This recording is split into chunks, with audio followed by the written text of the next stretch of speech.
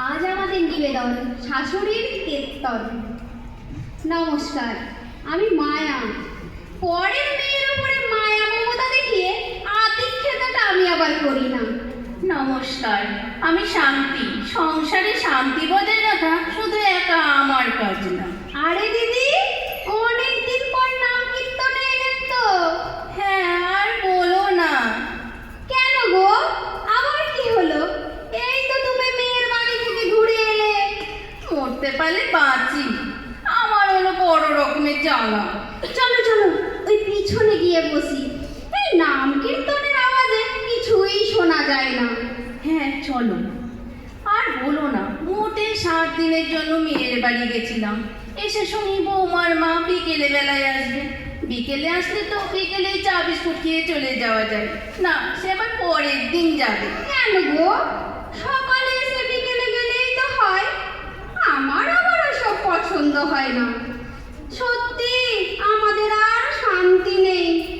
আমারও তো সেই একটাই ছেলে। ছেলে, ছেলের বউ দুজনেই চাকরি করে। হ্যাঁ বলছিলে তো। আমারও সেই একই জ্বালা, বৌমার বাপের বাড়ি। তা বলো কি? কি বলো তো, আমি তো আবার ছেলের বইয়ের নামে নিন্দা টিন্দা করি না, নাহলে কত কিছুই না বলতাম।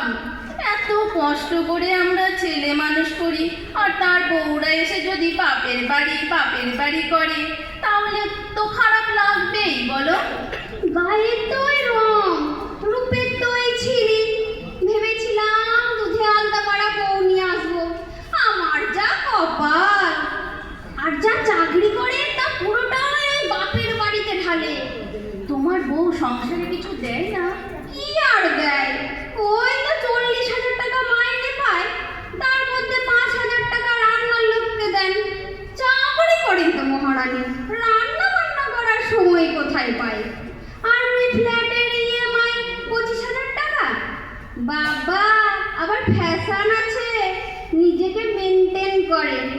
স্কুটি নিয়ে অফিসে যায়, তাতেই যে খরচা টচ্চা হয়, পুরোটাই ওই বাপের বাড়িতে দেয়। আমি কি আর বুঝি না? তাহলে তোমার জ্বালাও কিছু কম না। আর কি বলবো বলো। তা তুমি তো ভালোই পেনশন পাও, তোমার ছেলেও তো ভালো ইনকাম করে গো। তা করে, কিন্তু বোঝোই তো আজকালকার ছেলে, একটু পার্টিশনি না করলে আর হয়? ওই বাড়ি দিলেই তো কত টাকাই না চলে যায়। তবুও পুরো সংসারটা তাকে ওই তো ধরে রেখেছে বলো। আমার আবার কি, এই বয়সে সংসারে ঠেলা ঠেলে আর কি করব? তাই আমি 5-6 মাস পর পরই টুরে চলে যাই। তা ভালোই করো, এই বয়সে টাকা জমিয়ে আর কি করবে।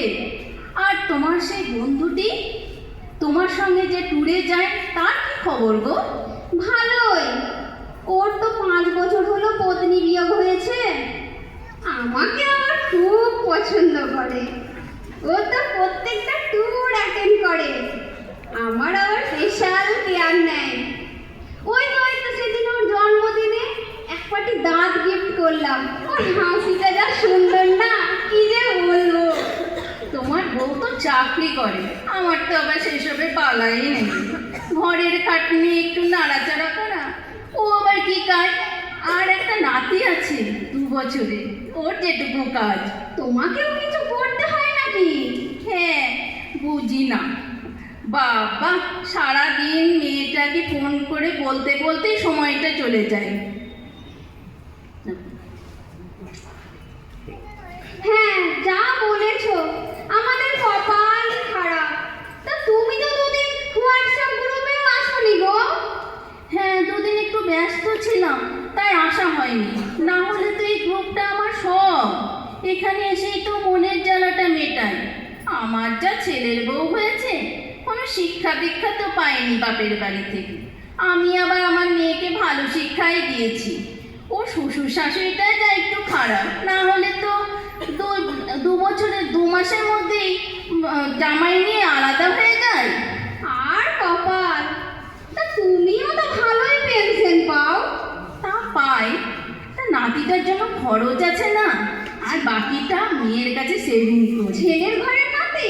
না না, ছেলেটা তো ওর। ওই ছেলে সব আবদার মেটায়। মেয়ে শাশুড়িটা না নাতিটার কোনো আবদার মেটায় না, তাই ওর সব আবদার আমার কাছে। যদিও ছেলের ঘরে নাতিটাকে আমি কিছু কিছু ভালোবাসি, কিছু কিছু দিই। তা কিছু দেওয়ার ওপরে কি ভালোবাসা ডিপেন্ড করে? আর কি বলবো বলো, ভালো কথা বেলাদির সাথে দেখা হয়। ধর, ওকে আমার পোষায় না। যখনই দেখবে বৌমাকে নিয়ে যোগায় যাচ্ছে, নয়তো সিনেমায় যাচ্ছে, না হলে মলে যাচ্ছে, সব জায়গায় ঘুরে বেড়াচ্ছে। হ্যাঁ গো দিদি, ঠিক বলেছো। ওই তো বৌমার ছিঁড়ি সব পরে, জিন্স টিন্স সব পরে, সেই সমস্ত সব ও অ্যালাউ করে, কোনো পার্সোনালিটি নেই। কি যে ওর মানসিকতা না আমার মাথায় ঢোকে না। জানো দিদি জানো, সেদিন আমাকে কত কথাই না বললো। বৌমা তো সব কিছু ছেড়ে এসেছে আমাদের সংসারে, তাই আমাদের দায়িত্ব নিজেদেরকে ওদের সাথে মানিয়ে নেওয়া। আরো কি যেন বলছিল, বারবার খুদ বের করলে কি আর হয়? তাহলে ওরা আপন কি করে ভাববে? সময়ের সাথে নিজেদেরকেও বদলাতে হয়। আরো কত কথা। আমি কাজ আছে বলে চলে এসেছি, যত সব বাজে জ্ঞানের কথা। যত ঢং!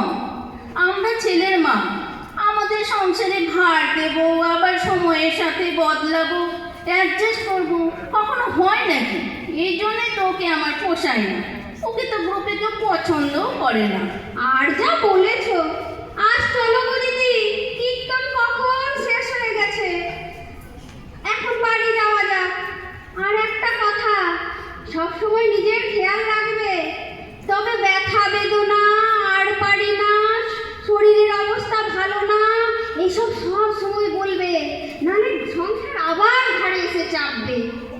আর হ্যাঁ, রাতে হোয়াটসঅ্যাপ গ্রুপে